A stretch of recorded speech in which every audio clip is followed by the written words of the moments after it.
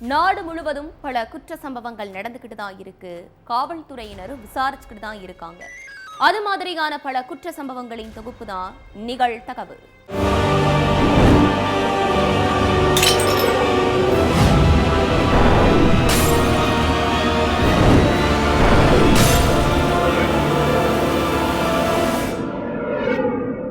நிகழ்தகவு.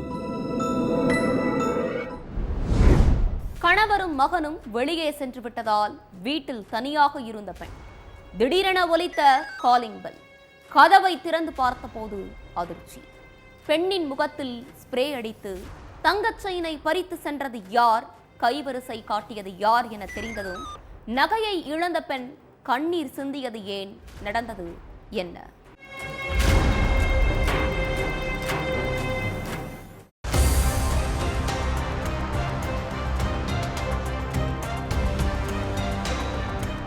கணவர் வழக்கம் போல ஆபீஸுக்கு போயிருந்திருக்காங்க. மகனும் ஃப்ரெண்டை பார்க்க போறேன்னு சொல்லிட்டு வெளியே போயிருக்காரு. அதனால 57 வயசான எல்சி மட்டும் வீட்டுல தனியா இருந்திருக்காங்க. அப்ப திடீர்னு காலிங் பெல் அடிச்சிருக்கு. வெளியில போயிருக்கிற கணவனோ இல்ல மகனோ தான் வந்திருப்பாங்கன்னு நினைச்சு எல்சி கதவை திறந்திருக்காங்க. ஆனா கதவுக்கு முன்னால முகத்துல மாஸ்க் போட்டு நின்னுட்டு இருந்த ஒருத்தன் எல்சி முகத்துல ஸ்ப்ரே அடிச்சு அவங்கள மயக்கமடைய வச்சிருக்கான். கொஞ்ச நேரத்துக்கு அப்புறம் எல்சி மயக்கம் தெளிஞ்சு பார்த்தப்ப தன்னோட கழுத்துல இருந்த 5 பவுன் செயின் காணாம போயிருக்கு. அதுக்கப்புறம் தன்னோட கணவருக்கு போன் பண்ணி நடந்த விஷயத்த சொல்லிருக்காங்க. விஷயம் தெரிஞ்சு போலீஸ் சம்பவ இடத்துக்கு வந்து விசாரிச்சதுக்கு அப்புறம் தான் மாஸ்க் போட்டு வந்து எல்சி கழுத்துல இருந்து செயினை பறிச்சுட்டு போனது யாருங்கிறது தெரிய வந்திருக்கு. சென்னை அயனாவரம் பங்காரு தெருவில் உள்ள ஒரு அடுக்குமாடி குடியிருப்பை சேர்ந்தவர் தான் பென்னி. தனியார் கம்பெனில வேலை பார்த்துட்டு வராரு. இவரோட மனைவி எல்சி ஹவுஸ் ஒய்ஃப். இந்த தம்பதிக்கு 25 வயசுல எபின்ங்கிற மகன் இருக்கான். பென்னியோ எபினோ வீட்டுல இல்லாத நேரத்துல தான் மாஸ்க் போட்டு வந்திருந்த மர்ம நபர் எல்சி முகத்துல ஸ்ப்ரே அடிச்சு அவங்கள மயக்கமடைய வச்சு அதுக்கப்புறம் அவங்க கழுத்துல இருந்த 5 பவுன் செயினை பறிச்சுட்டு போயிருக்கான். விஷயம் தெரிஞ்சு சம்பவ இடத்துக்கு வந்த போலீஸ் முதல்ல அந்த அடுக்குமாடி குடியிருப்புல உள்ள சிசிடிவி கேமராவுல பதிவாகியிருந்த காட்சிகளை ஆய்வு செஞ்சாங்க. அதுல எல்சி வீட்டு கதவை திறந்ததும் மாஸ்க் போட்டு நின்னுட்டு இருந்த ஒருத்தன் சடார்னு ஸ்ப்ரே அடிச்சு செயினை பறிச்சுக்கிட்டு போன காட்சிகள் பதிவாகி இருந்திருக்கு. சுத்தி முத்தி பல வீடுகள் உள்ள அபார்ட்மெண்ட்டுக்குள்ள தைரியமா புகுந்து முகத்துல ஸ்ப்ரே அடிச்சு வழிப்பறி பண்ணிட்டு போனது யாருன்னு கண்டுபிடிக்க போலீஸ் தீவிர விசாரணையில இறங்கினாங்க. அந்த அபார்ட்மெண்ட்டுக்கு சம்மதமில்லாத ஒருத்தர் வந்துட்டு போயிருந்தா யாராச்சும் ஒருத்தரோட கண்லையாவது தென்பட்டிருப்பாங்கன்னு நினைச்ச போலீஸ் அந்த அபார்ட்மெண்ட்ல குடியிருக்கிற எல்லார்கிட்டையும் விசாரிச்சு பார்த்தாங்க. ஆனா அதுல எந்த துப்புமே கிடைக்கல. அபார்ட்மெண்ட்ல குடியிருக்கிறவங்க, அந்த தெருவில் உள்ள கடைக்காரங்க, பொதுமக்கள்னு ஏகப்பட்ட பேர்கிட்ட விசாரிச்சும் எந்த தகவலும் கிடைக்காததால அந்த சிசிடிவி காட்சியில ஏதாவது துப்பு கிடைக்குமான்னு பாப்போன்னு யோசிச்சு போலீஸ் திரும்பவும் அந்த சிசிடிவி காட்சிகளை ஆய்வு பண்ணாங்க. அப்பதான் அவங்க கண்ணுக்கு இன்னொரு விஷயம் தென்பட்டிருக்கு. எல்சி வீட்டுல வளர்ப்பு நாய் இருக்கு. எல்சி முகத்துல ஒருத்த ஸ்ப்ரே அடிச்சு அவங்க கழுத்துல இருந்த செயினை பறிச்சுட்டு போகும்போது அந்த வளர்ப்பு நாய் எல்சி பக்கத்துல தான் நின்னுட்டு இருந்திருக்கு. ஆனா செயினை பறிச்சவனை பார்த்து குறைக்கவோ இல்ல, அவனை தடுக்கவோ இல்ல. அது பாட்டுக்கு அமைதியாவே இருந்திருக்கு. பொதுவா நாய் இருக்கிற வீட்டுக்கிட்ட யாராச்சும் வெளியாள் போய் நின்னாலே அந்த நாய் பயங்கரமா குறைக்க ஆரம்பிச்சிரும். ஆனா எல்சி மேல ஸ்ப்ரே அடிச்சு அவங்க போட்டிருந்த செயினை பறிச்சப்ப கூட வளர்ப்பு நாய் எந்த ரியாக்ஷனுமே காட்டாம அமைதியா இருந்தது போலீஸுக்கு சந்தேகத்தை ஏற்படுத்துச்சு. மாஸ்க் போட்டு வந்தவனை பார்த்து நாய் குறைக்காததால கண்டிப்பா அவன் அடிக்கடி அந்த வீட்டுக்கு வந்து போகக்கூடிய ஆளாதான் இருப்பான்னு போலீஸ் உறுதியா நம்பினாங்க. அந்த அடிப்படையில சொந்தக்காரங்க, ஃப்ரெண்ட்ஸ்னு யாரெல்லாம் அடிக்கடி உங்க வீட்டுக்கு வந்து போவாங்கன்னு எல்சி கிட்ட கேட்ட போலீஸ் அப்படி அடிக்கடி வீட்டுக்கு வந்து போற ஒரு சிலர் கிட்டையும் விசாரிச்சாங்க. ஆனா அவங்க யாரும் இதுல சம்பந்தப்படலைங்கிறது தெள்ள தெளிவா உறுதியாகி இருக்கு. எல்சி கிட்ட நகையை பறிச்சது யாருன்னு தெரியாம போலீஸ் குழம்பி போய் நின்ன நேரத்துல எல்சியோட மகன் எபின் சரிவர வேலைக்கு போகாம எந்நேரமும் ஆன்லைன் ரம்மிலேயே மூழ்கி கிடக்கிற விஷயம் போலீஸ் காதுக்கு போயிருக்கு. அப்போல இருந்து போலீஸோட சந்தேக பார்வை எபின் பக்கம் திரும்பி இருக்கு. அந்த சந்தேகத்துக்கு மேலும் வலு சேர்க்கிற மாதிரி சிசிடிவி காட்சியில பதிவாகியிருந்த வழிப்பறி கொள்ளையனோட உருவத்தோற்றமோ எபினோட உருவத்தோற்றமோ கிட்டத்தட்ட ஒரே மாதிரி இருந்திருக்கு. அதனால எபினை போலீஸ் கஸ்டடியில எடுத்து விசாரிச்சப்பதான் மொத்த உண்மையும் வெளிவந்திருக்கு. ஆன்லைன் ரம்மியே கதின்னு எந்நேரமும் அதுலயே மூழ்கி கிடந்த எபின் ரம்மி விளையாட்டுக்காக ஆன்லைன் மூலமா நிறைய பேர்கிட்ட கடன் வாங்கியிருக்கான். அந்த பணத்தை ரம்மி விளையாட்டுல பறி கொடுத்ததால ஆன்லைன் மூலமா கடன் கொடுத்தவங்க எபின் கிட்ட பணத்தை கேட்டு நெருக்கியிருக்காங்க. அப்பா அம்மா கிட்ட பணம் கேட்டப்ப அவங்க பணம் தர முடியாதுன்னு சொல்லியிருக்காங்க. நமக்கு ஏற்பட்டிருக்கிற பண சிக்கலை சமாளிக்கிறதுக்கு தாய் எல்சியோட செயினை பறிக்கிறது தான் ஒரே வழின்னு முடிவு பண்ண எபின் மாஸ்க் போட்டுட்டு வந்து கைவரிசை காட்டியிருக்கான். மாஸ்க் போட்டுட்டு வந்து முகத்துல ஸ்ப்ரே அடிச்சு செயினை பறிச்சுட்டு போனது சொந்த மகன்னு தெரிஞ்சு தாய் எல்சி வேதனையில கண்ணீர் சிந்திருக்காங்க. 1000 தான் இருந்தாலும் பெத்த மகனை ஜெயிலுக்கு அனுப்ப விருப்பம் இல்லாம கொடுத்த கம்ப்ளைண்ட்டை வாபஸ் வாங்கிட்டதா சொல்லப்படுது. ஆனாலும் எபின் கிட்ட இருந்து எல்சியோட 5 பவுன் செயினை பறிமுதல் பண்ண போலீஸ் இதே மாதிரி வேற ஏதாச்சும் குற்ற சம்பவங்கள்ல ஈடுபட்டிருக்கானாங்கிற கோணத்துல அவங்க கிட்ட தொடர்ந்து விசாரணை நடத்திட்டு வர்றாங்க. தாய் தந்தை வேலைக்கு சென்று விட்டதால் வீட்டில் தனியாக இருந்த 13 வயது சிறுமி தண்ணீர் கேன் சப்ளை செய்வது போல் வீட்டுக்குள் புகுந்த அரக்கன் தான் சிறுமியை சீரழித்தது போதாதென நண்பர்களுக்கும் விருந்தாக்கிய கொடூரம். குற்றவாளிகள் சிக்கினார்களா? நடந்தது என்ன?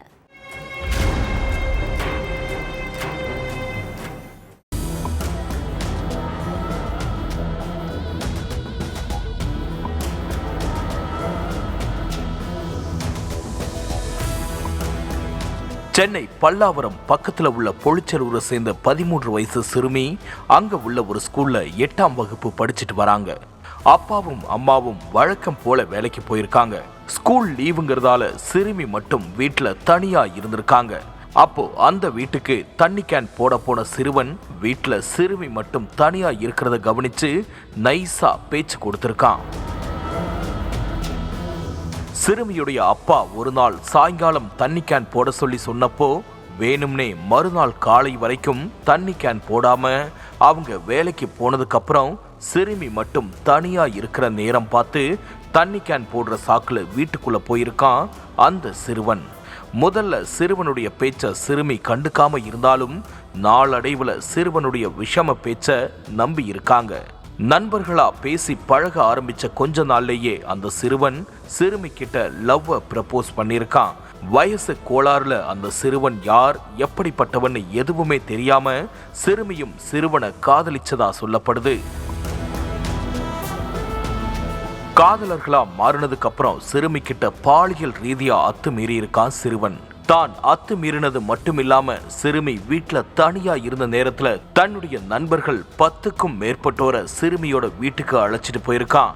அங்க சிறுமிய அடிச்சு உதைச்சு கொடுமை பண்ண அந்த கும்பல் சிறுமிய கூட்டு பாலியல் வன்கொடுமை செஞ்சிருக்காங்க. தனக்கு நேர்ந்த கொடூரத்தை அப்பா அம்மா கிட்ட எப்படி சொல்றதுன்னு தெரியாம மனசுக்குள்ளேயே வச்சு தவிச்சுக்கிட்டு இருந்திருக்காங்க. இது நடந்து ஒரு சில மாதங்களுக்கு அப்புறம் சிறுமி ரொம்ப சோர்ந்து போயிருந்தத சிறுமியுடைய தாய் கவனிச்சிருக்காங்க. என்னாச்சு, உடம்பு எதுவும் சரியில்லையான்னு கேட்டதுக்கு எழுந்திருச்சு நடக்க கூட முடியல, ரொம்ப டயர்டா இருக்கு, மயக்கமா வருதுன்னு சிறுமி சொல்லியிருக்காங்க. அதுக்கப்புறம் சிறுமியை அவங்க அம்மா ஹாஸ்பிட்டலுக்கு கூப்பிட்டுட்டு போயிருக்காங்க. ஹாஸ்பிட்டல்ல பரிசோதனை செஞ்ச மருத்துவர்கள் சிறுமி கர்ப்பமா இருக்கிறதா சொல்லியிருக்காங்க. இத கேட்ட தாய்க்கு தலையில இடி விழுந்த மாதிரி இருந்திருக்கு. வீட்டுக்கு வந்ததுக்கு அப்புறம் என்ன நடந்துச்சு ஏது நடந்துச்சுன்னு சிறுமி கிட்ட அவங்க அம்மா விசாரிச்சிருக்காங்க. அப்பதான் காதலுங்கிற பேர்ல சிறுவன் செஞ்ச அட்டூழியத்தை பத்தியும் அவனுடைய நண்பர்கள் செஞ்ச அக்கிரமத்தை பத்தியும் சிறுமியோட தாய்க்கு தெரிஞ்சிருக்கு. அதுக்கப்புறம் தன்னுடைய மகளை கூட்டு பாலியல் வன்கொடுமை செஞ்சவங்க மேல சிறுமியுடைய தாய் போலீஸ்ல கம்ப்ளைண்ட் கொடுத்திருக்காங்க. அதன் அடிப்படையில போக்சோ சட்டத்தின் கீழ் வழக்கு பதிவு செஞ்ச போலீஸ் சிறுமியை அடிச்சு மிரட்டி கூட்டு பாலியல் வன்கொடுமைக்கு ஆளாக்கின தாம்பரத்தை சேர்ந்த நந்தகுமார், சஞ்சய், சஞ்சய், முடிச்சூரை சேர்ந்த சூர்யா, ஈசா பல்லாவரத்தை சேர்ந்த நிக்ஷன்னு 5 இளைஞர்கள், 7 சிறுவர்கள் உட்பட மொத்தம் 12 பேரை போலீஸ் அரெஸ்ட் பண்ணியிருக்காங்க. இதுல இன்னொரு அதிர்ச்சிகரமான நிகழ்வு என்னன்னா, போக்சோ சட்டத்துல அரெஸ்ட் பண்ண 12 பேரையும் நீதிமன்றத்துல ஆஜர்படுத்துறதுக்காக போலீஸ் அழைச்சிட்டு போனப்போ கொஞ்சம் கூட குற்ற உணர்ச்சியோ இல்ல பாலியல் கேஸ்ல அரெஸ்ட் ஆகியிருக்குமேங்கிற அசிங்கமோ இல்லாம ஏதோ டூருக்கு போற மாதிரி சிரிச்சு பேசிக்கிட்டே ஜாலியா கோர்ட்டுக்குள்ள போனதா போலீஸ் தரப்புல சொல்லப்படுது. அது மட்டுமில்ல, நீதிமன்றத்திலிருந்து வெளியில வந்தப்பவும் கோர்ட் வாசல்ல நின்றுட்டு இருந்த சொந்தக்காரங்களையும் ஃப்ரெண்ட்ஸ்களையும் பார்த்து அந்த அரக்க கும்பல் சந்தோஷமா கையசைச்சிட்டு சிரிச்ச முகத்தோட வந்து போலீஸ் வேன்ல ஏறினதாகவும் சொல்லப்படுது.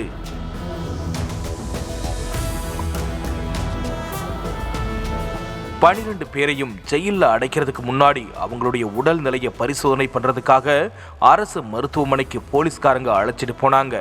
அங்க வச்சும் ஒருத்தருக்கொருத்தர் நக்கல் நையாண்டி பண்ணிக்கிட்டு சிரிச்சு குதூகலிச்சிட்டு இருந்திருக்காங்க. பாலியல் கேஸ்ல அரெஸ்ட் ஆகிட்டு ஏதோ அவார்டு வாங்க வந்த மாதிரி சிரிச்சு கும்மாளம் அடிச்சிட்டு இருந்த இந்த அரக்க கும்பலை பார்த்த பொதுமக்களுக்கு கோபமும் ஆத்திரமும் தலைக்கேறி இருக்கு. ஒரு சிறுமியை சிதைச்சு சின்ன பின்னமாக்கிட்டு எப்படிதான் இப்படி சிரிச்சிட்டு இருக்க முடியுதோன்னு ஆதங்கமா கேள்வி எழுப்புற மக்கள் இந்த மாதிரியான கொடூரக்காரர்களுக்கு குலை நடுங்கிற அளவுக்கு கடுமையான தண்டனை கிடைச்சாதான் பாலியல் குற்றங்கள் குறையும்னு வலியுறுத்தி இருக்காங்க. வீட்டில் சோகத்துடன் படுத்துக் கொண்டிருந்த 17 வயது சிறுமி மகளிடம் விசாரித்த தாய்க்கு காத்திருந்த அதிர்ச்சி. நண்பர்களுடன் சேர்ந்து காதலியை கூட்டு பாலியல் வன்கொடுமை செய்த காதலர். ரயில்வே ஸ்டேஷன் பக்கத்தில் உள்ள பாழடைந்த கட்டிடத்தில் சிறுமிக்கு அரங்கேறிய கொடூரம். 6 மாதங்களாக காதலியை படாத பாடுபடுத்திய இளைஞர் போலீசில் சிக்கியது எப்படி, நடந்தது என்ன? 17 வயசு பொண்ணு 2-3 நாட்களா சோகமாவே இருந்திருக்காங்க. அதை பார்த்து அவங்க அம்மா என்னாச்சு, ஏன் எந்நேரமும் படுத்துக்கிட்டே இருக்குன்னு கேட்டிருக்காங்க. அப்போ என்னால் எந்திரிக்கவே முடியலம்மா, வயிறு ரொம்ப வலிக்குதுன்னு சொல்லியிருக்காங்க சிறுமி. மகள் வயிறு வலிக்குதுன்னு சொல்லியிருந்தாலும் அவங்க முகத்தில் ஒருவித பயத்தை கவனிச்சிருக்காங்க தாய். இப்போ எதையும் கேட்க வேண்டாம், கொஞ்ச நேரம் கழிச்சு கேட்டுக்கலாம்னு நினைச்சவங்க வேலையெல்லாம் முடிச்சிட்டு வந்து மகளை பக்கத்தில் உட்கார வச்சு விசாரிச்சிருக்காங்க. என்னம்மா ஆச்சு, ஏன் ஒரு மாதிரி இருக்க, ஃப்ரெண்ட்ஸ் யார் கூடயாவது சண்டையான்னு கேட்டிருக்காங்க. அதெல்லாம் ஒன்றும் இல்லைம்மா, உடம்பு சரியில்லை, வயிறு வலிக்குது, அவ்வளவுதான்னு சிறுமி சொன்னதை சொல்லிக்கிட்டே இருந்திருக்காங்க. மகள் ஏதோ மறைக்கிறான்னு அம்மாவுக்கு சந்தேகம் வந்திருக்குது. அதனால விடாம துருவி துருவி கேட்டுக்கிட்டே இருந்திருக்காங்க. ஒரு கட்டத்தில் சமாளிக்க முடியாத சிறுமி தலையில இடி இருக்கிற மாதிரி நிறைய விஷயத்த சொல்லி தாயை பதற வச்சிருக்காங்க. ஈரோடு விவிசி நகரை சேர்ந்த 17 வயசு சிறுமி அரசு பள்ளியில் +2 படிச்சுட்டு இருந்திருக்காங்க. சிறுமி தினமும் ஸ்கூலுக்கு போயிட்டு வரும்போது அதே தெருவை சேர்ந்த 21 வயசான கிருஷ்ணன் லவ் டார்ச்சர் கொடுத்திருக்காரு. சிறுமியை எப்படியாவது நம்ம வலைக்குள்ள விழ வைக்கணும்னு பைக்கில் போய் சிறுமியுடைய வீட்டை சுத்தி வந்து ஹீரோயிசம் காட்டியிருக்காரு. அதெல்லாம் பார்த்த சிறுமியும் வயசு கோளாறுல லவ் பண்ணியிருக்காங்க. அதுக்கு பிறகு 2 பேரும் பல இடங்களுக்கு போய் தங்களுடைய காதலை வளர்த்துருக்காங்க. வீட்டில் யாரும் இல்லாத நேரத்தில் சிறுமியை அழைச்சிட்டு போய் தனிமையில் இருந்திருக்கான் கிருஷ்ணன். எல்லா நேரமும் கிருஷ்ணன் இப்படியே பண்ணிட்டு இருந்ததால சிறுமி அவன் கூட போகிறதையே ஸ்டாப் பண்ணிட்டு பேசாம இருந்திருக்காங்க. ஒரு நாள் சிறுமி பக்கத்தில் உள்ள கடைக்கு நடந்து போயிட்டு இருந்திருக்காங்க. அப்போ அங்க வந்த கிருஷ்ணன் சிறுமியை வழி மறைச்சிருக்கான். தன் கூட பழைய மாதிரி இருக்கணும், அப்படி இல்லைன்னா நீ எனக்கு முத்தம் கொடுத்த போட்டோ எல்லாத்தையும் ஃபேஸ்புக்கில் போட்டுருவேன், அதை பார்த்துட்டு உன்னுடைய அம்மாவும் அப்பாவும் உயிரையே விட்டுருவாங்கன்னு சொல்லி மிரட்டி இருக்கான். அவனுடைய மிரட்டலுக்கு பயந்த சிறுமி கிருஷ்ணன் என்ன சொல்றானோ அதுபடியே நடந்திருக்காங்க. ஸ்கூல் லீவு போட சொல்லி கட்டாயப்படுத்தி வெளியில கூப்பிட்டு போய் பாலியல் அத்துமீறல்ல ஈடுபட்டிருக்கான் கிருஷ்ணன். கிட்டத்தட்ட 6 மாசமா சிறுமிய மிரட்டியே பாலியல் வன்கொடுமை செஞ்சிருக்கான். மே 2ஆம் தேதி சிறுமிய பழைய ரயில்வே ஸ்டேஷன் பக்கத்தில் இருக்கிற ஆள் நடமாட்டம் இல்லாத பாழடைஞ்ச பில்டிங்க்கு அழைச்சிட்டு போன கிருஷ்ணன் அவங்களுடைய துப்பட்டாவை பிடிச்சு இழுத்து பாலியல் வன்கொடுமை பண்ணியிருக்கான். அது மட்டுமில்லாம தன்னுடைய நண்பர்கள் சந்தோஷ், குகன், ரஞ்சித் ஆகியோரை வரவச்சு சிறுமியை கூட்டா சேர்ந்து கொடூரமா பாலியல் வன்கொடுமை செஞ்சிருக்கான். இங்க நடந்ததை நீ வெளியே சொன்னா நடக்கிறதே வேறுன்னு சொல்லிட்டு அந்த இடத்துல இருந்து எஸ்கேப் ஆகியிருக்காங்க. சிறுமியும் சோகத்தோடவே அங்க இருந்து வீட்டுக்கு புறப்பட்டிருக்காங்க. 2-3 நாட்களா சோகமா இருந்த மகள் கிட்ட தாய் கேட்டப்பதான் மொத்த உண்மையையும் சிறுமி அழுதுகிட்டே சொல்லியிருக்காங்க. மகள் சொன்னதை கேட்டு பதற்றமான தாய் ஈரோடு அனைத்து மகளிர் போலீஸ் ஸ்டேஷன்ல கம்ப்ளைண்ட் பண்ணியிருக்காங்க. அதன் பேர்ல வழக்கு பதிவு பண்ண போலீஸ் தலைமறைவா இருந்த கிருஷ்ணன், சந்தோஷ், குகன், ரஞ்சித்தை கைது பண்ணி அவங்க மேல போக்சோ வழக்கு பதிவு பண்ணி சிறையில தள்ளியிருக்காங்க. இரவு நேரத்தில் வீட்டில் தூங்கிக் கொண்டிருந்த அதிமுக நிர்வாகம் திடீரென வாசல் கதவை தட்டிய கும்பல் முக்கியமான விஷயம் பேச வேண்டும் என கூறி தனியாக அழைத்து சென்று கத்தியால் குத்திக் கொன்ற கொடூரம். அதிமுக நிர்வாகியை குத்திக் கொன்றது யார்? கொலையாளிகள் சிக்கினார்களா? நடந்தது என்ன?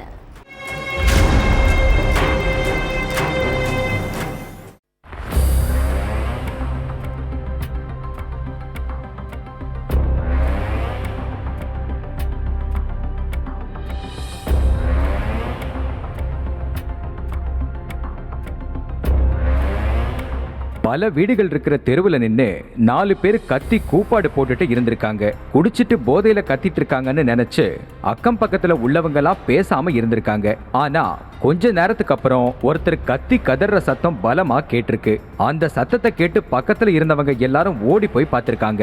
அங்க இளைஞர் ஒருத்தர் வயிற்றுல கத்தி சொருகியபடி ரத்த வெள்ளத்துல உயிருக்கு போராடிட்டு இருந்திருக்காரு. பொதுமக்கள் தகவல் கொடுத்ததும் அங்க வந்து அந்த இளைஞரை மீட்டு அரசு மருத்துவமனைக்கு அனுப்பி வச்சாங்க. ஆனா மருத்துவர்கள் எவ்வளவு போராடியும் இளைஞர் சிகிச்சை பலனளிக்காம உயிரிழந்துட்டாரு. அடுத்து இளைஞர் யாரு, அவரை வெறித்தனமா கத்தியால குத்தி கொலை பண்ணது யாருன்னு கண்டுபிடிக்க இளைஞர் கொலை செய்யப்பட்ட இடத்துல ஏதாவது தடயம் சிக்குமான்னு ஆய்வு பண்ணிருக்காங்க போலீஸ். விசாரணையில கொலை செய்யப்பட்ட இளைஞரோட பேரு மணிகண்டன்கிறது தெரிய வந்துச்சு. அதுக்கு பிறகு மணிகண்டனை யாரு கொலை செஞ்சிருப்பாங்கன்னு போலீஸ் குழப்பத்துல இருந்த நேரத்துல கொலையை கண்ணால பார்த்த ஒரு சிலர் இதே ஏரியாவில் இருக்கிற பிரகாஷ் தான் மணிகண்டனை கத்தியால குத்தி கொன்னதா சொல்லியிருக்காங்க. பிரகாஷ், மணிகண்டன் 2 பேரும் மாறி மாறி வாக்குவாதத்துல ஈடுபட்டிருந்தாங்க. அப்போ பிரகாஷ் கீழே இருந்த கட்டையை எடுத்து அவரோட தலையில ஓங்கி ஒரு அடி அடிச்சிருக்காரு. அதுல மணிகண்டன் நில குலைஞ்சு கீழே விழுந்ததும் தன்னோட முதுகுக்கு பின்னால இருந்த கத்தியை எடுத்து அவரோட வயிற்றுல 4-5 முறை குத்தி இருக்காரு. அடுத்து மணிகண்டன் அலற சத்தம் கேட்டு மக்கள் ஓடி வந்ததை பார்த்து பிரகாஷும் அவர் கூட வந்த 2 பேரும் எஸ்கேப் ஆகிட்டாங்கன்னு கொலையை நேர்ல பார்த்த ஒரு சிலர் பதற்றத்தோட சொல்லியிருக்காங்க. சென்னை மாதவரம் மாத்தூரை சேர்ந்த மணிகண்டனுக்கும் அதே ஏரியாவில் உள்ள பிரகாஷுக்கும் கொஞ்ச மாசமாவே முட்டலும் மோதலும் இருக்கிறதா ஒரு பேச்சு அடிப்படுது. மணிகண்டனுக்கும் பிரகாஷோட மனைவி சுபாவுக்கும் இடையில தகாத உறவு இருந்ததாகவும் அதனாலதான் இந்த கொலை அரங்கேறினதாகவும் சொல்லப்படுது. மாத்தூர்ல உள்ள பிரகாஷ், சுபா தம்பதிக்கு 2 சின்ன பசங்க இருக்காங்க. இதே தெருவில் இருந்த மணிகண்டன், உமா தம்பதிக்கு கல்யாணமாகி 9 வருஷமாகியும் குழந்தை இல்ல.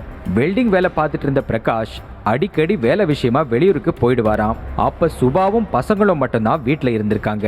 சுபா தெருமுனையில இருக்கிற கடைக்கு அடிக்கடி போயிட்டு வரும்போதுதான் சுபாவுக்கு மணிகண்டன் அறிமுகமாயிருக்காரு. ஒரே தெருவுங்கிறதால நட்பா பழக ஆரம்பிச்ச 2 பேருக்கும் இடையில தகாத உறவு ஏற்பட்டிருக்கு. கணவன் வெளியூருக்கு போகிற நேரத்துல சுபா மணிகண்டனை அடிக்கடி தனிமையில சந்திச்சு பழகினதா சொல்லப்படுது. இந்த விஷயம் பிரகாஷுக்கு அப்ப தெரியல. நாள் போக போக தெருவில் இருக்கிறவங்க எல்லாம் மணிகண்டனையும் சுபாவையும் சேர்த்து வச்சு அரசல் புரசலா பேச ஆரம்பிச்சிருக்காங்க. இது ஊர்ல இருந்து வந்த பிரகாஷ் காதுக்கு போயிருக்கு. மனைவி வேற ஆணோட இருக்கிறத கேள்விப்பட்டதும் பிரகாஷ் கொந்தளிச்சிருக்காரு. நீயும் மணிகண்டனும் அடிக்கடி ஒன்னா வெளியே போறீங்களாமேன்னு கேட்டு மனைவி கிட்ட கொந்தளிச்சிருக்காரு பிரகாஷ். அதுல இருந்து கணவன் மனைவிக்கு இடையில சண்டையாவே இருந்திருக்கு.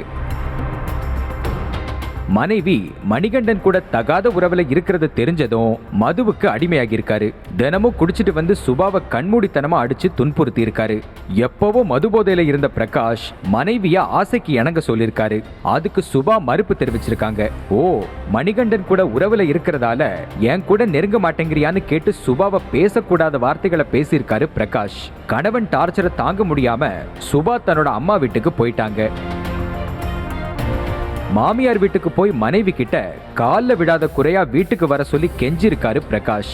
ஆனா அப்பவும் மனமிறங்காத சுபா என்னால முடியல, இனிமே உன் கூட வாழ முடியாதுன்னு திட்டவட்டமா சொல்லிட்டாங்க. மனைவியை என்கிட்ட இருந்து பிரிச்சுட்டு நீ மட்டும் சந்தோஷமா இருக்கியா, உன் உயிரை எடுக்காம விட மாட்டேன்னு பிரகாஷ் வீட்டு வாசல்ல போய் கத்தி கூப்பாடு போட்டிருக்காரு. பிரகாஷ் பேசின எதையும் மணிகண்டன் பெருசா கண்டுக்கல.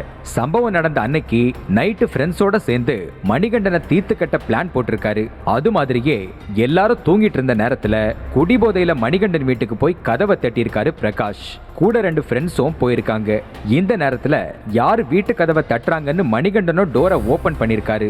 அப்போ வீட்டு வாசல்ல நின்ன பிரகாஷ் உன்கிட்ட கொஞ்சம் பேசணும்னு வெளியே அழைச்சிட்டு போய் ஃப்ரெண்ட்ஸ் கூட சேர்ந்து மணிகண்டனை கத்தியால குத்தி கொண்டுட்டு தப்பிச்சு போயிருக்காங்க. விசாரணையில எல்லா உண்மையையும் கண்டுபிடிச்ச போலீஸ் தலைமறைவா இருக்கிற பிரகாஷையும் அவனோட கூட்டாளிகளையும் தேடிட்டு இருக்காங்க. வேலை வாங்கி தருவதாக கூறி இளம் பெண்களை காரில் ஏற்றிய கும்பல். ஓடும் காரில் மது அருந்திவிட்டு பெண்களிடம் அத்துமீறல்.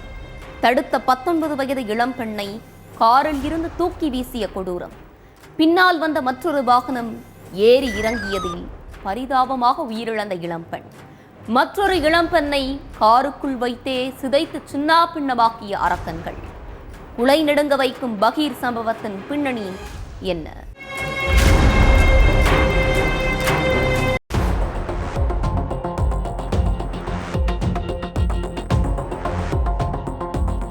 உத்தரப்பிரதேச மாநிலம் கிரேட்டர் நொய்டாவை சேர்ந்த 17 வயது சிறுமியும் 19 வயது இளம்பெண்ணும் அங்க உள்ள ஒரு பிரைவேட் கம்பெனியில வேலை பார்த்துட்டு இருந்திருக்காங்க. 19 வயது இளம்பெண்ணுக்கு தெரிஞ்ச ஒரு இளைஞர் வேற ஒரு பெரிய கம்பெனியில நல்ல சம்பளத்துக்கு வேலை வாங்கி தரதா அந்த இளம் பெண் கிட்ட சொல்லியிருக்காரு. அதோட அந்த கம்பெனியில வேலை பார்க்கிற ஒருத்தரை நேர்ல போய் பார்க்க வேண்டி இருக்குன்னு சொல்லி அந்த இளம் பெண்ணை கூப்பிட்டிருக்காரு. அந்த 19 வயது இளம் பெண் தன் கூட ஆபீஸ்ல ஒன்னா வேலை பார்க்கிற 17 வயது சிறுமியையும் கூட அழைச்சிட்டு போயிருக்காங்க. வேலை பார்க்கிற ஆபீஸ்க்கு முன்னாடி 2 பேரும் நின்றுட்டு இருந்திருக்காங்க. அப்போ அந்த இளம் பெண்ணுக்கு தெரிஞ்ச நபர் கார்ல வந்து பிக்கப் பண்ணியிருக்காரு. காருக்குள்ள ஏறின 2 பெண்களும் அதிர்ச்சி ஆகி இருக்காங்க. ஏன்னா காருக்குள்ள இன்னொரு இளைஞர் உட்கார்ந்து இருந்திருக்காரு. யார் இவருன்னு பொண்ணுங்க 2 பேரும் பதற்றத்தோட கேட்டப்போ, இவரும் என்னுடைய ஃப்ரெண்டு தான், இவருக்கு தெரிஞ்சவங்க அந்த கம்பெனியில வேலை பார்க்கறாங்க, அதான் அவனையும் கூப்பிட்டுட்டு வந்திருக்குன்னு சொல்லியிருக்காரு. கிரேட்டர் நொய்டாவில் இருந்து லக்னோவை நோக்கி கார் போயிட்டு இருந்திருக்கு. நடு வழியில அந்த கார்ல இன்னொரு இளைஞர் வேற ஏறி இருக்காரு. 3 இளைஞர்கள் கார்ல இருக்கிறத பார்த்து அந்த 2 பெண்களுக்கும் பதற்றம் ஆகி இருக்கு. எனக்கு உடம்பு சரியில்லை, அதனால இன்னொரு நாள் அந்த ஆபீஸ்க்கு போய்க்கலாம், இப்போ எங்களை இங்கேயே இறக்கி விட்டுருங்கன்னு அந்த 2 பொண்ணுங்களும் இளைஞர்கள் கிட்ட சொல்லி இருக்காங்க. ஆனா அவங்க பேச்ச கண்டுக்காத 3 இளைஞர்களும் ஓடுற காருக்குள்ள வச்சு மது அருந்தி இருக்காங்க. இளைஞர்கள் மது அருந்தினதை பார்த்து ஏற்கனவே பதற்றத்துல இருந்த பொண்ணுங்களுக்கு டென்ஷன் அதிகமாகி இருக்குது. அதோட சேர்ந்து அந்த 2 பொண்ணுங்க கிட்டையும் அத்துமீறி நடக்க முயற்சி பண்ணியிருக்காங்க. அப்போ அந்த 19 வயது இளம்பெண் அந்த இளைஞர்கள் கிட்ட இப்போ உடனே காரை நிறுத்த போறீங்களா இல்ல போலீஸுக்கு போன் பண்ணவான்னு கேட்டு தன்னுடைய செல்போனை எடுத்திருக்காங்க. உடனே அந்த இளைஞர்கள் செல்போனை பறிச்சுக்கிட்டு இளம் பெண்ணை தாக்கி இருக்காங்க. அப்போ இளம் பெண் கோபமா கத்த, இளைஞர்களும் பதிலுக்கு கத்தன்னு காருக்குள்ள வச்சு பயங்கர சண்டை வந்திருக்கு. அந்த வாக்குவாதம் முற்றுனதுனால 3 இளைஞர்களும் சேர்ந்து அந்த இளம் பெண்ணை ஓடுற கார்ல இருந்து தள்ளி விட்டுருக்காங்க.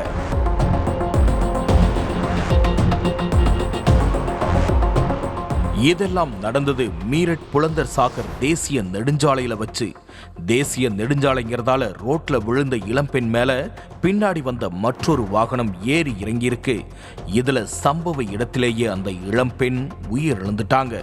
19 வயது இளம்பெண்ணை கார்ல இருந்து தள்ளி விட்டுட்டு நிக்காம போன அந்த 3 பேரும் கார்ல இருந்த 17 வயசு சிறுமிய கூட்டு பாலியல் வன்கொடுமை செஞ்சிருக்காங்க.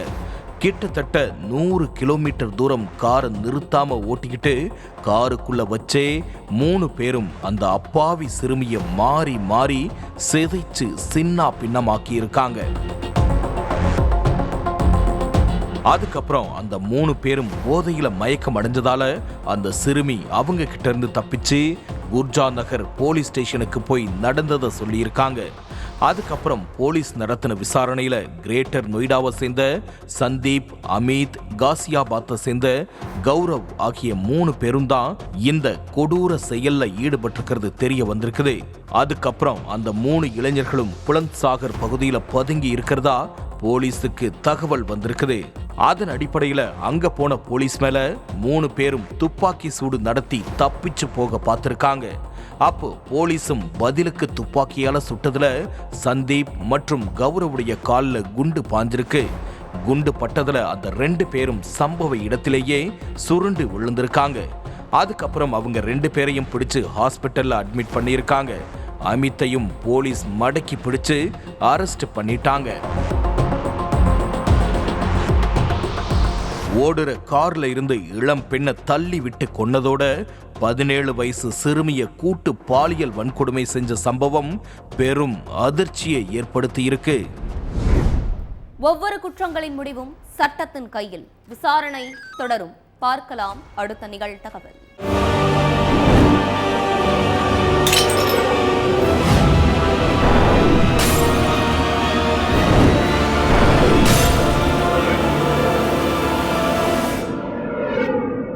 நிகழ்தகவு